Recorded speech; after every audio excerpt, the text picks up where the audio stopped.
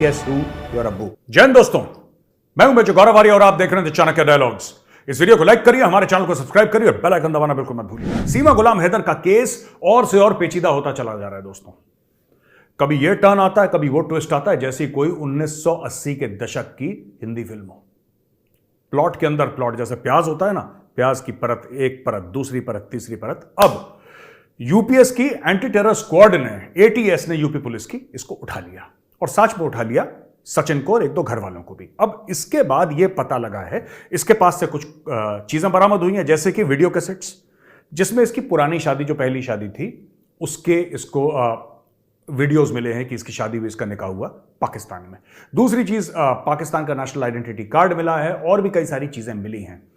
और जैसे ही उत्तर प्रदेश पुलिस, अभी तो मीडिया के सामने चल रहा था ना ये सब मामला, मीडिया के सामने मीडिया आ रहा था और उसके घर वाले पर्ची में बैठ रहे थे कि भाई पहले तुम आओगे, फिर फलाना चैनल आएगा, फिर ढिमका चैनल आएगा। मतलब पूरी हो गई थी वो सेलिब्रिटी। और इसको बनाया किसने सेलिब्रिटी? एक मुजरिम को सेलिब्रिटी किसने बनाया दोस्तों? मीडिया ने।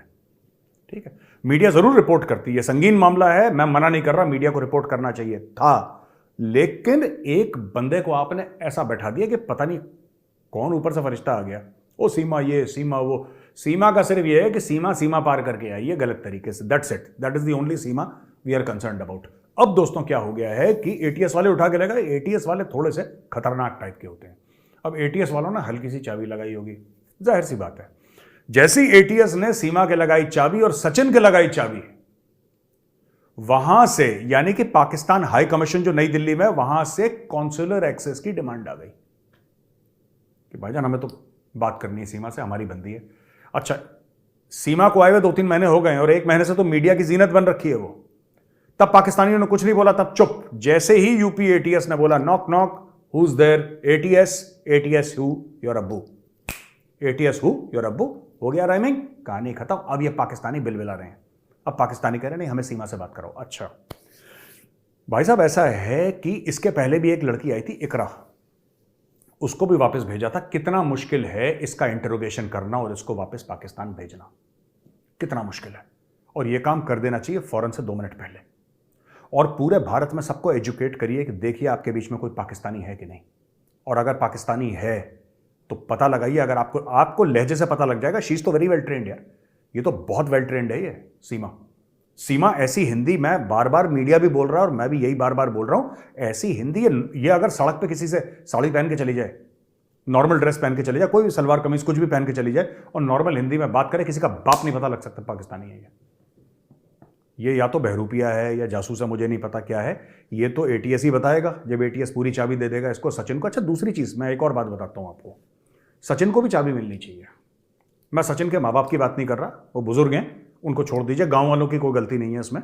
ठीक है, अब वो ठीक है, गांव में कैमरा आ जाते हैं तो पूरा गांव इकट्ठा हो जाता है, पर इससे ज्यादा गांव वालों की गलती नहीं है। मैं सचिन से 2 बातें पूछना चाहता हूं। पहली बात तो ये कि बेटा, तेरे को पबजी खेलने के लिए पाकिस्तानी औरत मिली, वो किसी की बीवी है, उसके 4 बच्चे हैं। पहली बात तो ये समझो, सैंक्टिटी समझो किसी रिलेशनशिप की, वो कैसी भी हो, वो जासूस हो, जो भी हो, XYZ, वो किसी की वाइफ है यार। तुम्हें उसकी बीवी मिली पबजी खेलने के लिए, तुमने उसकी बीवी के साथ पबजी खेला और उसने बोला मैं आना चाहती हूं, तुमने बोला अच्छा नेपाल के थ्रू आ जाओ। तुम भी आइडिया दे रहे हो यहां पे बैठे बैठे, और अब तुम बेचारा सा बन गए, कोने में बन गए। अब लोग, मीडिया कई बातें कह रही कि वो सचिन को दबाती है और सचिन को ब्लैकमेल करती है, सचिन अंडर प्रेशर है। वो मैं भी जानता हूं कि सचिन अंडर प्रेशर है, मैं मानता हूं कि सचिन मीना जो है वो अंडर प्रेशर है इस औरत के। मुझे ऐसा समझ में आया है कि सचिन उसके अंडर प्रेशर है, लेकिन मैं ये कहना चाहता हूं कि ये करतूत किसकी? सचिन की करतूत है। तुझे पूरी दुनिया में करीब 200 मुल्क हैं, पाकिस्तानी औरत मिली 4 बच्चों वाली पबजी खेलने के लिए। भाई कौन, मतलब नेपाल से इधर आ जाओ, इधर से आ जाओ, चलो मैं तुम्हें लेकर आता हूं मेरे घर पे, ये किसका आइडिया था? और सचिन भी 22-23 साल का, कोई बच्चा तो नहीं है दूध पीता।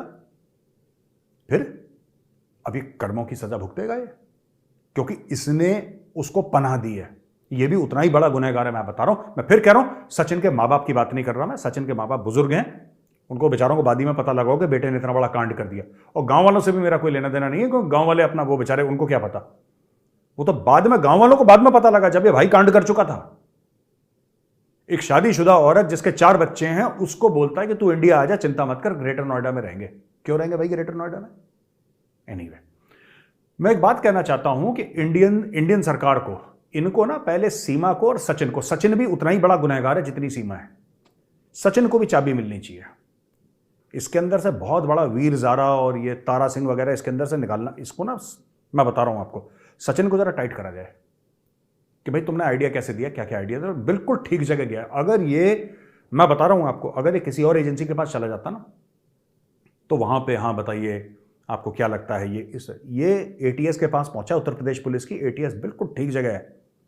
अब एटीएस, मैं बता रहा हूं, एटीएस ऐसे निकालेगा इंफॉर्मेशन जैसे गन्ने में से जूस निकलता है, देखना आप। अब दोस्तों मैं बात करता हूं जो भारतीय नागरिक है,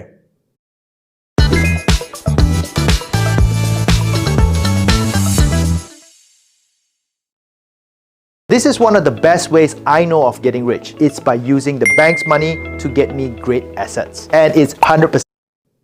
कुलभूषण जाधव, जो कि था ईरान में अपना बिजनेस कर रहा था, ईरान में अपना धंधा कर रहा था, आराम से बैठा हुआ, ठीक है। उनको पता लगा कि साहब ये इंडियन है, हम कुछ ड्रामा कर सकते, क्योंकि बेवकूफ तो ही पाकिस्तानी, कभी अपनी गलती नहीं मानते, अपनी गलती मानेंगे नहीं, ठीक है। पाकिस्तान में बाढ़ आ गई तो इंडिया ने पानी छोड़ दिया है। अबे इंडिया में भी बाढ़ आ रखी है बेवकूफो, हमारे पास किसने पानी छोड़ा? हमने बोला किसी को कि चाइना ने पानी छोड़ दिया, तिब्बत ने पानी, हमने तो नहीं बोला किसी को। ये पाकिस्तानी हर समय यहूदी की साजिश है, हिंदू की साजिश है, इसी में 75 साल इन्होंने निकाल दिए ड्रामा करते हुए। Anyway, coming back to the point, इन्होंने क्या करा कि ये कुलभूषण जाधव को वहां से खरीद कर लाए, they paid money to the terrorist group, Kulbhushan Jadhav को खरीद के ले आए पाकिस्तान, और पाकिस्तान में उससे मार के उसको ड्रग्स दिए, केमिकल दिए, उससे एक बालिया बयान ले लिया कि हाँ मैं तो जासूस हूं और मैं फलाना हूं, मैं डिमका हूं, ठीक है। अब एक बात सुनो, मैं 2-3 बातें, ये कहते हैं उसमें से पासपोर्ट मिला, क्या सबूत है कि पासपोर्ट उससे मिला? क्या सबूत है कि पासपोर्ट उससे मिला? इन्होंने इसीलिए डर के मारे पाकिस्तानी कोर्ट में नहीं करा, क्योंकि सिविलियंस को पता लग जाता, कोई ना कोई आवाज उठा लेता। इन्होंने बोला मिलिट्री कोर्ट, फिर बोलते हैं जासूस तो मिलिट्री कोर्ट के अंदर ही आते हैं। पता नहीं कौन सी बनाना रिपब्लिक है पाकिस्तान, राइट, कि हर जगह मिलिट्री कोर्ट, हर जगह मिलिट्री कोर्ट। इनको नॉर्मल जजों पर भरोसा ही नहीं है, इनको लगता है चोर हैं जज, हमारे सिर्फ फौजी अच्छे हैं। ऐसा नहीं होता भाई, दुनिया ऐसे रन नहीं करती। एनीवे दोस्तों, इन्होंने हिरासत में लिया कुलभूषण जाधव को और उसको टॉर्चर करना शुरू करा, उसको टॉर्चर करा, मारा, उसको ड्रग्स दिए, उसको केमिकल्स दिए, और ऐसे ऐसे केमिकल्स दिए कि वो बेचारा जाने अनजाने में बड़बड़ाना शुरू कर दिया। हाँ, अब जो, क्योंकि इंसान को जब दर्द होता है ना, दर्द होता है, तो दर्द रोकने के लिए इंसान कुछ भी कर देता है। आप अगर मुझे दर्द दोगे और मेरी हड्डियां तोड़ना शुरू करोगे, ये हल्के हल्के, और फिर हड्डी तोड़ने के बाद अगर आप मेरा हाथ ऐसे करोगे टूटी हड्डी का, तो मैं चीख के मारे कुछ भी बोल दूंगा, ठीक है। आप बोलोगे गौरव वारिया तुम कैमरा हो, मैं बोलूंगा हाँ भाई साहब कैमरा हो, बहुत अच्छा लेंस लगा हुआ है और कैनन का कैमरा हूं मैं। कोई भी बोल देगा आप मेरे हाथ में दे दो यार। जनरल आसिम मुनीर है, पाकिस्तान का चीफ ऑफ आर्मी स्टाफ, मेरे साथ एक कमरे में बंद कर दो आसिम मुनीर को, मैं आसिम मुनीर एक कमरे में बंद, हम तुम एक कमरे में बंद हो और चाबी खो जाए, और मेजर के हाथ में हो लठ, मेजर के हाथ में हो लठ, महादेव की सौगंध 30 मिनट के अंदर अगर जनरल आसिम मुनीर ने यह कबूल नहीं करा कि वो बिजली का खंबा है, आप मेरा नाम बदल देना। 30 मिनट के अंदर वो कबूलनामा साइन करेगा कि मैं जनरल आसिम मुनीर असल में नोएडा अथॉरिटी का बिजली का खंबा हूं, साइंड आसिम मुनीर। ये तो बड़ा आसान है, लेकिन पाकिस्तान में ऐसे बयान चलते हैं, कन्फेशन अंडर ड्यूरेस, ये पाकिस्तान में चलता है। यही काम उन्होंने कुलभूषण के साथ करा। खैर, बात हो रही थी सीमा गुलाम हैदर के कॉन्सुलर एक्सेस की। 12 बार भारत ने कॉन्सुलर एक्सेस मांगा, इन्होंने नहीं दिया, जबकि इंटरनेशनल कोर्ट ऑफ जस्टिस में केस चल रहा है, पाकिस्तान ने नहीं दिया कॉन्सुलर एक्सेस। पाकिस्तान ने बोला नहीं, no no no no no, नहीं, हम कॉन्सुलर एक्सेस ही नहीं देंगे। इसकी वाइफ मिलने गई, इसका मंगलसूत्र उतार दिया, कह रहे हैं उसके अंदर कैमरा होता है।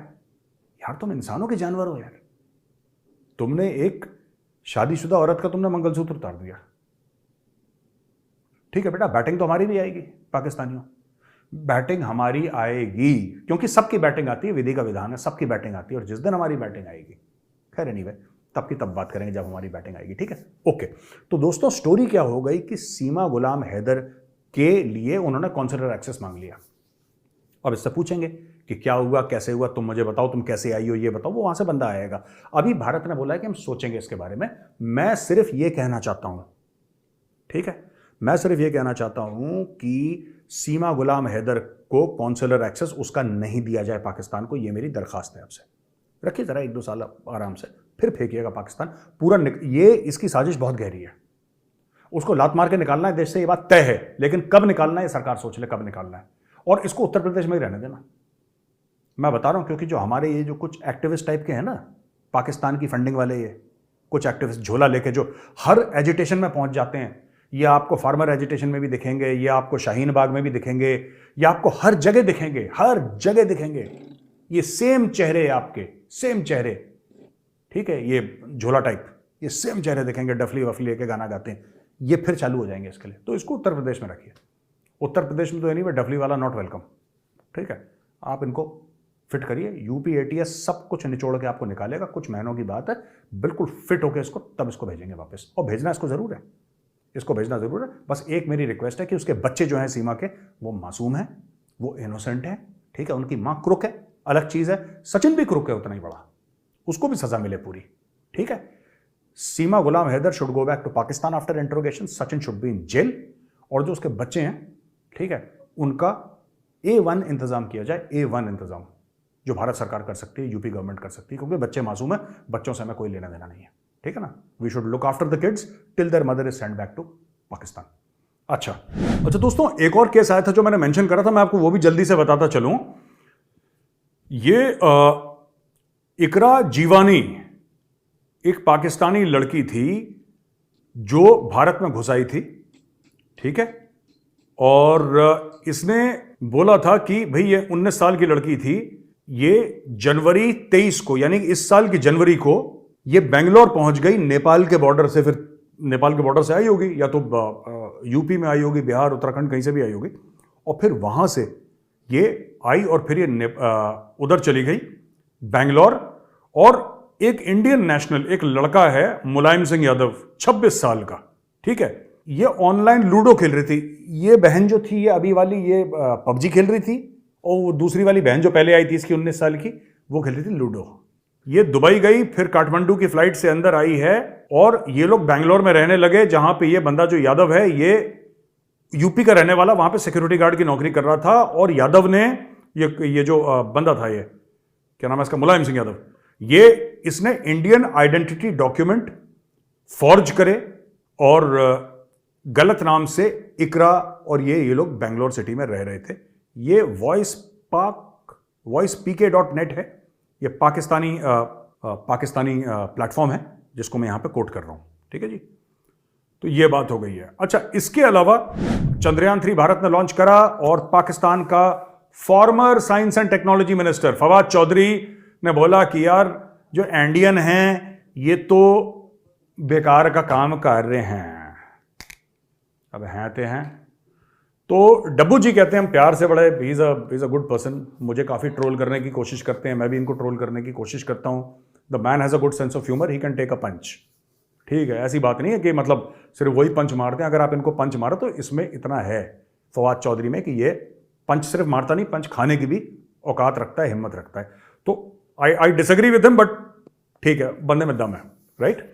अच्छा जी, अब क्या हो गया कि इन्होंने बोल दिया कि भाई चंद्रयान 3 ये इतने कह रहे, इतने पापड़ बेलने की जरूरत नहीं है यार, इतने पापड़ बेलने की जरूरत नहीं है। देखो, हमें आंख से तो चांद दिखता ही है, ठीक है।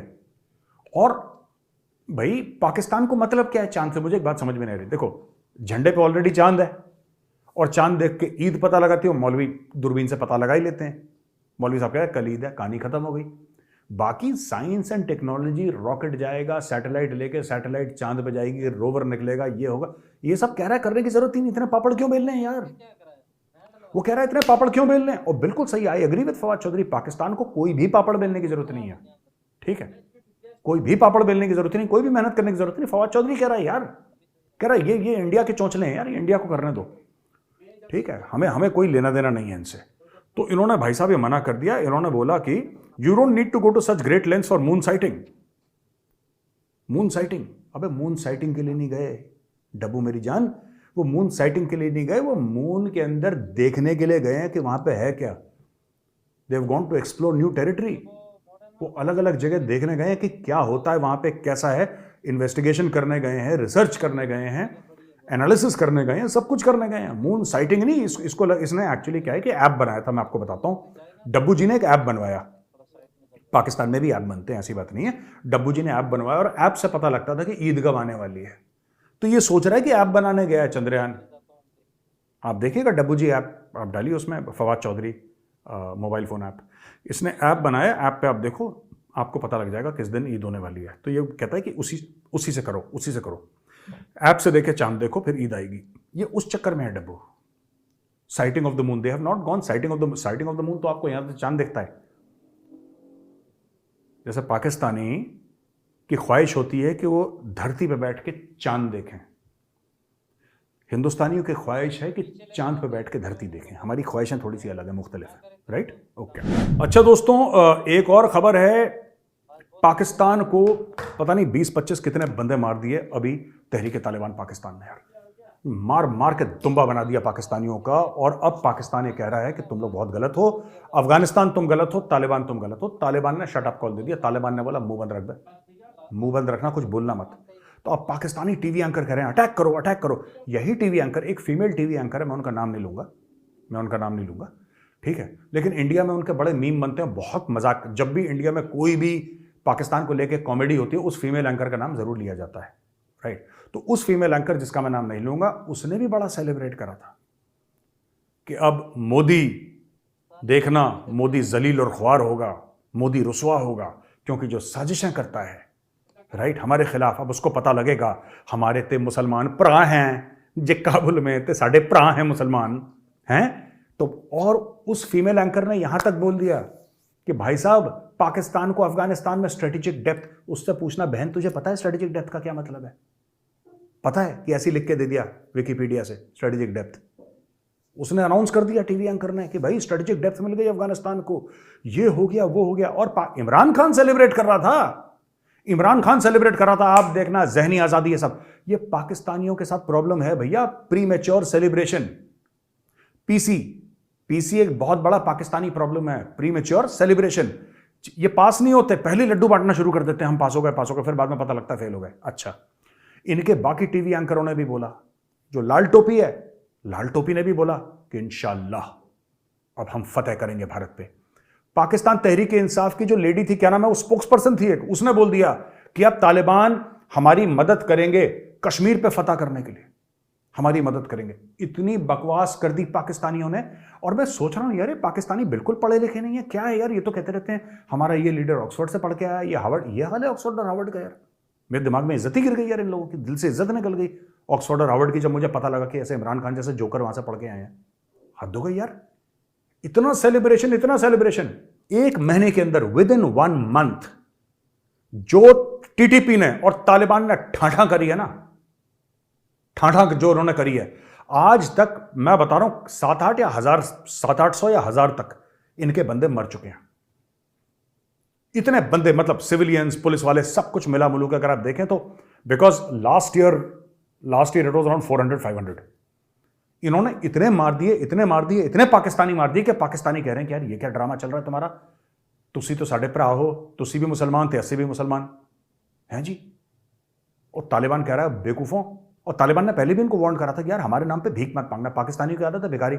ये इनको लगता नहीं है कि वो कहते हैं चलो हमें नहीं मिल रहा, हो सकता है तुम्हारे नाम से कुछ मिल जाए। उनके लिए भी भीख मांग रहे थे, जबकि तालिबान ने बोला हम देखो, हम अफगान हैं, हम पठान हैं, हम ना भूखे पेट सो जाएंगे यार, हम भूखे सो जाएंगे यार, लेकिन हम भीख नहीं मांगेंगे। जो पश्तून है, जो पठान है ना, उसकी गैरत ही इजाजत नहीं देती कि किसी के सामने हाथ फैलाए, हम हाथ नहीं फैलाएंगे यार। ये कहते हैं नहीं यार, हम तो लाहौरी हैं यार, हमारी तो गैरत है ही नहीं, हम तो मांग लेते हैं किसी से भी, चलो हम तुम्हारे लिए भी मांग लेते हैं। उन्होंने फिर हाथ जोड़े, अफगानों ने हाथ जोड़े, भाई हमारे नाम पे मत मांगना, हम भूखे सो जाएंगे, हम भीख नहीं मांगेंगे। इसने बोला नहीं, तुम मांगोगे भीख। अब वो लोग ठोक रहे हैं इनको बुरी तरीके से। अब इनको पता नहीं लग रहा, कल तक जो कहते थे कि भारत के कॉन्सुलेट हैं, ये है वो है, राइट, भारत कर रहा है, अब तो भारत नहीं है वहां पे, अब कौन कर रहा है?